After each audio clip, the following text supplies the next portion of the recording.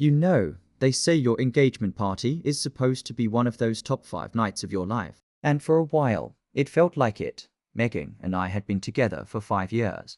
We'd survived long distance during my grad school days, 2 apartment moves, and the slow grind of our 20s. So, when I finally proposed on that bridge in Central Park, it felt like we were finally crossing a finish line. To celebrate, we booked this charming little spot in Hoboken, New Jersey, called the Blue Bayou. It's one of those narrow, candle-lit bistros with exposed brick and that faint smell of salt water and expensive bourbon. By 7:30 p.m. The room was buzzing. We had about 50 people squeezed in there. My old college roommates had flown in from Denver. Megan's entire family had made the 6-hour drive from Ohio. And even my old boss, a man who rarely smiles, was there, clinking glasses and telling me I was punching above my weight with Megan.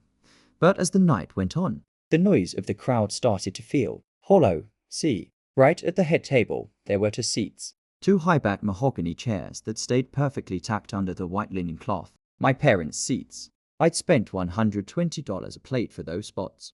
I'd picked out a specific bottle of vintage Napa Cabernet because I knew it was my dad's favorite. Every time the heavy front door creaked open and a gust of cold Jersey air hit the room, my head would snap toward the entrance. My heart would do this frantic little leap, thinking, okay, they're just late. Traffic at the Lincoln Tunnel is a nightmare. They're coming. But then 8:00 p.m. turned into 9:00 p.m. every time my phone buzzed in my pocket. My stomach would drop. I'd excuse myself, step into the hallway, and check the screen hoping for a we're parking or even a we're lost text. But it was just group chats or work emails. I'll never forget the look on Megan's face when she caught me staring at those empty chairs for the 10th time. She didn't say anything. She just squeezed my hand under the table. She knew. Everyone in that room was too polite to ask, but I could feel their eyes drifting toward the gap in the table. It wasn't just 2 empty chairs. It was a loud, echoing statement that, even on my biggest night, I wasn't the priority. The party was winding down, and the congratulations were starting to feel like pity. I couldn't take the guessing game anymore. I stepped out onto the sidewalk, away from the music, where the humid night air smelled like exhaust and rain. My hands were shaking as I pulled up my dad's contact. The phone didn't even ring twice before he picked up. But it wasn't the hello of someone who was stuck in traffic or feeling guilty. The background noise hit me like a physical blow. It was deafening. I heard the distinct clink of a silver spoon hitting a crystal flute, the universal signal for a toast. There was a roar of laughter, a crowd cheering, and a jazz band playing softly in the distance. "Hey, Tom," my dad shouted over the noise. He sounded jovial, happy, tipsy. I asked him where they were. I asked him if they were okay. And then came the words that felt like a knife between my ribs. "Oh, son, we're so sorry. It's been a whirlwind. You won't believe it, Austin just got the call this afternoon. Senior associate at the firm. Can you believe it? At 31. We're over at the Winchester Country Club. The partners are all here, the whole family. It's a big night, Tom. A really big night."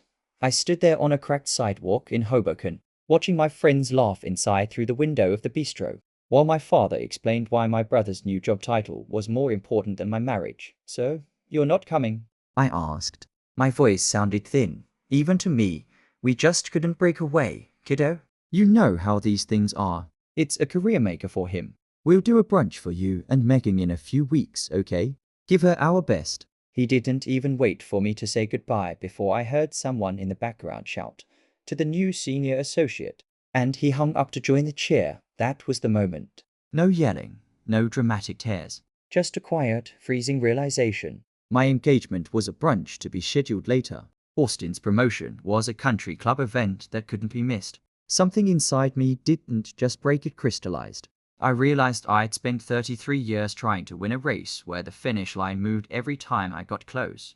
I walked back inside, looked at Megan, and I didn't see a party anymore. I saw a future where these people, my own blood, no longer had a seat at the table. I didn't yell. I didn't even raise my voice. When you finally realize where you stand in someone's life, you don't need to scream about it. The silence does the work for you. I just gripped the phone and said, "I get it, Dad, truly. But don't be surprised if you're too busy for the wedding, too." I heard a brief pause on the other end, but then the cheering for Austin started up again. and he just muttered something about talking when things calmed down before hanging up. But for me, the conversation was already over. 6 months later, Megan and I were standing on a hill in Stowe, Vermont. We decided to scrap the big society wedding we had originally planned back in Connecticut. We didn't want the drama, the expectations, or the constant looking over our shoulders. We rented out this rustic, ivy-covered chapel overlooking the Green Mountains. The air was crisp, smelling of pine and wood smoke, the kind of pure, clean air that makes you feel like you can start over. When we sat down to do the guest list, Megan handed me the pen. I stared at the lines for father of the groom and mother of the groom. My hand didn't even shake. I left them blank. No save the dates went to the house in Greenwich. No phone calls were made to discuss the menu or the floral arrangements. The day itself was ethereal. My best man, a guy I've known since we were 5, gave a speech that made me realize I had plenty of family in that room. They just didn't share my DNA. We danced under string lights. Edward fired pizza. And for the first time in my life, I wasn't waiting for someone else's approval. But I'd be lying if I said there wasn't a shadow. Every time I saw Megan's dad tear up during the father-daughter dance, I felt a sharp, cold pang in my chest. It was the happiest day of my life, but it was also the loneliest. It's a strange thing, grieving people who are still alive. They found out the same way the rest of the world did, through a 10-photo carousel on Instagram the next morning. My brother Austin was the first to like it, probably while sitting in his fancy new office. Then came the frantic calls from my mother, the buzzing phone on the nightstand while Megan and I were eating breakfast. I didn't pick up. I just turned the phone face down and looked at my wife. For the first time, the silence felt like peace instead of a punishment. 8 months. That's how long the radio silence lasted. In that time, Megan and I moved out to Portland. We wanted distance, not just emotional, but physical. We bought a fixer-upper with a big backyard, a place where we could finally breathe without the suffocating weight of East Coast expectations. I thought I had closed the book. I thought the no-contact wall I built was thick enough to keep the ghosts out. But 2 weeks ago, on a grey, drizzly Tuesday afternoon, the doorbell rang. Murphy, our rescue dog, started his usual intruder alert routine, and I figured it was just another Amazon driver dropping off a package for the neighbors.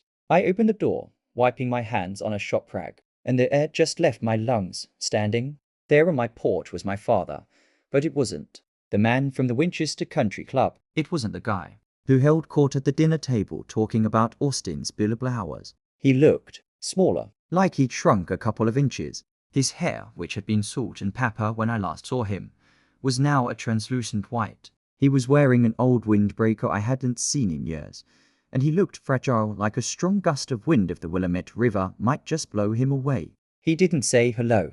He didn't ask to come in. He just stood there, his hands trembling not from the cold, but from something deeper. In his grip, he held a thick, battered manila envelope. The edges were creased, the paper stained with what looked like coffee rings.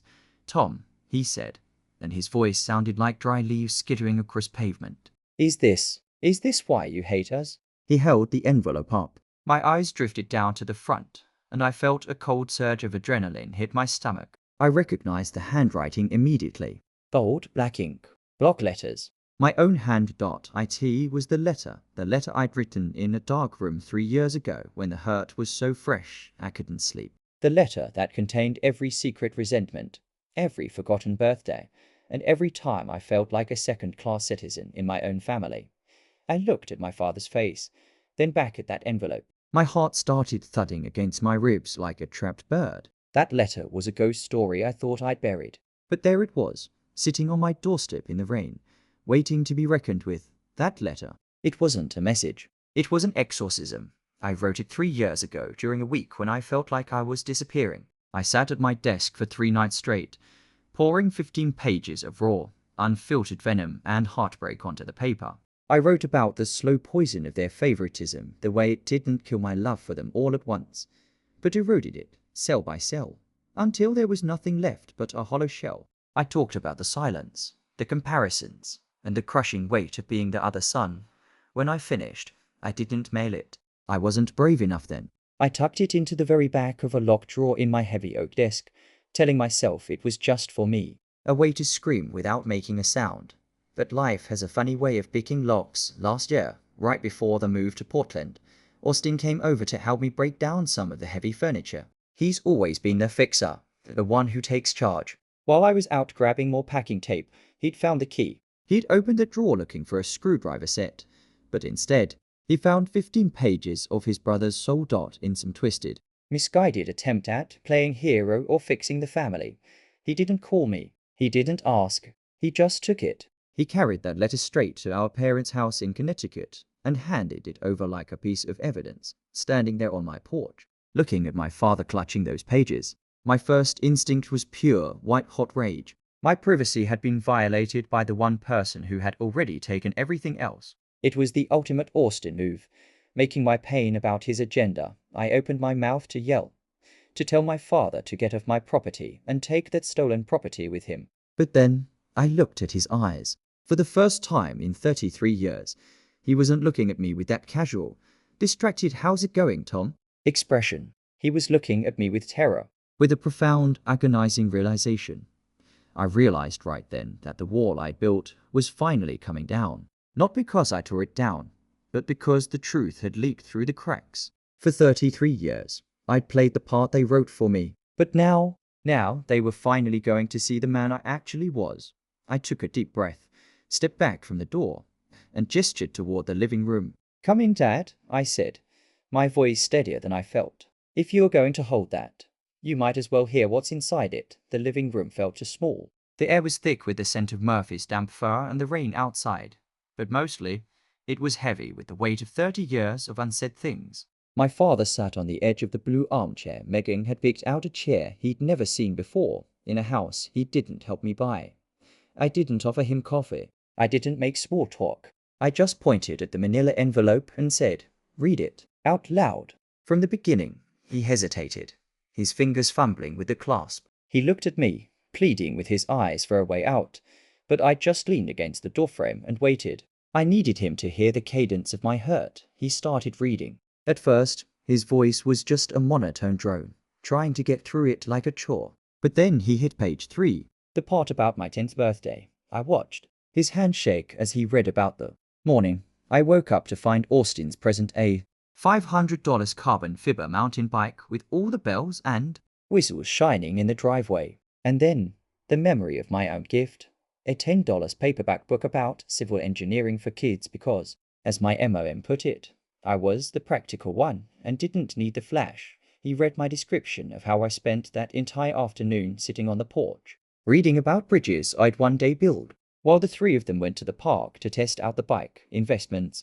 He whispered, reading a word I'd quoted from him. We said it was an investment in his social life. He looked up at me, his face pale. I didn't say a word. I just gestured for him to keep going. Then came the part about my master's graduation. I'd worked 2 jobs to pay for that degree.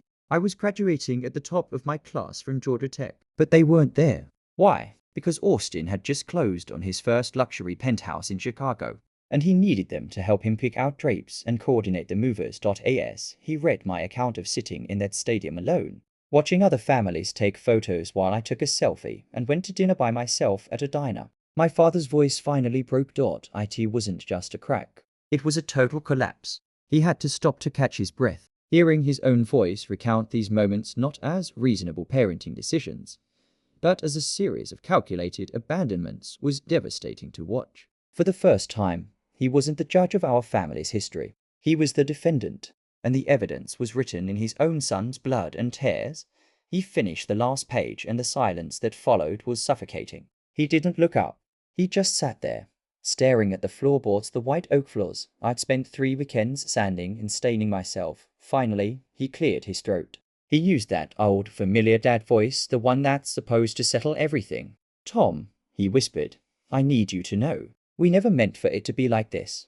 We love you both the same. You have to believe that. We've always loved you exactly the same. In the past, that sentence would have worked.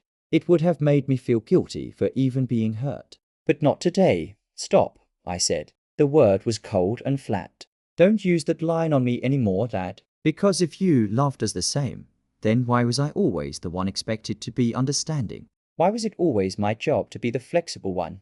The one who stepped aside so Austin could have the spotlight? Why did equal love always look like Austin getting the cake while I was told to be grateful for the crumbs?" I walked over and stood right in front of him. I wanted him to see the 33-year-old man, not the 10-year-old boy with the book. Every time you forgot my milestone because Austin had a crisis, you told me it was because I was stronger. Every time you skipped my events to celebrate his, you told me it was because I was self-sufficient. You used my own maturity as a weapon against me to justify your neglect. You didn't love us the same. You loved the idea of me being easy, so you could spend all your energy on him. For the first time in my entire life, my father didn't have a comeback. There was no "you're being dramatic." No, it's more complicated than that. And no, we'll make it up to you. He just sat there in silence. He looked around the room, really looked at it. He saw the quality of the furniture, the photos of my travels with Megan, the life I'd built 3,000 miles away from his influence. He saw a man who had succeeded not because of his support, but in spite of the lack of it. He didn't have a cent of equity in this house. He didn't have a minute of sweat in this marriage. And as he stared at his shoes, I realized he finally understood. He was a guest in the life of a son he barely knew. I saw the apology forming on his lips, that easy, reflexive "I'm sorry" that people use when they want the discomfort to go away. I cut him off before he could say it. An apology isn't enough, Dad. Not this time. Words are just breath. And I've been holding my breath for 30 years waiting for you to notice I was drowning. I took a seat opposite him, leaning forward so he had to look me in the eye. There's something you don't know yet. Megan is 12 weeks pregnant. We're having a girl. The look on his face was a mix of pure joy and instant, crushing realization. He started to reach out, but I held up a hand. Wait. Before you celebrate, you need to understand something. This child is going to grow up knowing she is a priority. She is never going to sit at a table and wonder why her cousins got the mountain bike while she got the paperback. She is never going to wait for a phone call that comes 3 days late because someone else had a big night. If you and Emma want to be grandparents, if you want to be in my life at all, the Austin-centric universe ends today. I laid it out for him, cold and clinical. No more family dinners where we spent 2 hours talking about Austin's billable hours and 5 minutes on my engineering projects. No more forgetting milestones. No more expecting me to be the stable one who doesn't need a call. I'm done being the supporting character in the movie about my brother, I said, and my voice finally trembled. I love you. I've spent my whole life trying to prove I was worth your time. But I'm 33 now, and I've realized I can't keep loving you more than you love me. It's exhausting. And it's over. Saying those words felt like pulling a rusted nail out of my heart. It hurt. It was bloody. But for the first time, the wound was clean. I wasn't asking for his permission anymore. I was giving him a roadmap. He could follow it and be part of this new family, or he could stay in the past with the golden boy. The choice was entirely his. Change didn't arrive with a grand gesture or a Hollywood ending. It didn't happen overnight. Trust, when it's been eroded for 3 decades, doesn't just grow back because of one conversation. It's built in the small, quiet moments, the ones where you wait for the old patterns to repeat. But they don't. About a week after my father left, my phone rang. I saw my mother's name on the screen and I braced myself. I expected the usual. The guilt tripping, the defensiveness, the "how could you be so mean to your father" speech. But when I answered, the voice on the other end was different. It was quiet, vulnerable. She didn't ask for an apology. She didn't complain about the letter. She just asked if she could drive up to Portland to see me, alone, when she arrived. She wasn't carrying a gift or a consolation prize. She was carrying a heavy, leather-bound box. We sat at my kitchen table, the same table where I'd sat in silence just a week before, and she opened it. Inside were photo albums I'd never seen before. I figured it would be more of Austin's trophies. But as she turned the pages, I saw me. There were photos of me at 7. Covered in mud while I tried to build a dam in the backyard creek. There were snapshots of my high school science fair project, the one I thought they hadn't cared about. There was a blurry photo of me crossing the finish line at a track meet. I didn't think they'd attended. I was there, Tom, she whispered, her voice thick with unshed tears. I was always watching. I didn't know how to speak up against your father's obsession with Austin's success. I was weak. I let the loudest person in the room dictate who got the light. And for that, I am so sorry. She started crying, then not those performative, woe is me tears, but a deep, gut-wrenching sob of a mother who realized she'd let her child feel invisible for 30 years. I didn't stay stoic this time. I reached across the table and took her hand, and we just sat there and cried together in that kitchen. It was messy. It was uncomfortable. It didn't fix the fact that they missed my wedding or that I spent my 20s feeling like a ghost. But it was honest. For the first time, we weren't pretending. We weren't the perfect family for the sake of the neighbors in Connecticut. We were just two broken people trying to find a way back to each other through the rubble. She stayed for 3 days. We didn't talk about Austin once. We talked about Megan, about the baby, and about the man I'd become while she was looking the other way. It was a start. A small, shaky, beautiful start. It's funny how life works. Today, my daughter, Sophie, is exactly 1 month old. She's got this tiny, fierce grip and eyes that seem to look right through you, searching for the truth. Last night, I walked into the nursery and saw my parents sitting in a rocking chair. They weren't checking their phones. They weren't talking about Austin's latest court case or his new vacation home in Aspen. They were just there. My father was humming a low tune, and my mother was tucked in beside him, both of them completely captivated by this 6-pound miracle. When they look at Sophie, they don't look past her. They don't see a consolation prize or a second best. They see her. And in doing so, for the first time in my life, I feel like they finally see me too. That letter, the 15 pages of heartbreak I never intended to send, ended up being the bridge I didn't think I could build. It was the wrecking ball that had to swing before the foundation could be reset. I used to feel guilty about the way things went down, about the silence and the no-contact months. But standing here now, watching them be the grandparents I always wished I had as parents, I realize something important. Sometimes, you have to be brave enough to burn the old house down. You have to let the structures of favoritism, neglect, and the way it's always been go up in flames. Because only then can you clear the ground to build something new, something honest, something sturdy, and something that actually keeps you warm at night. My relationship with my parents isn't perfect. We still have moments where the old shadows try to creep back in, and I still have to set boundaries that feel uncomfortable. But the poison is gone. The golden boy standard has been replaced by something much more valuable. Genuine presence. Sophie will never have to write a 15-page letter to get her family to notice her. She'll never have to wonder if a promotion is more important than her smile. She's starting her life in a house built on the truth. And that is a legacy worth every tear it took to get here. In the end, cutting people off wasn't about punishment. It was about protection. It gave me the space to heal, and it gave them the wake-up call they desperately needed. It turns out, the truth doesn't just set you free if you're lucky. It brings you home. Thanks for watching. Don't forget to subscribe and hit the like button. What do you think about this story? Let me know in the comments.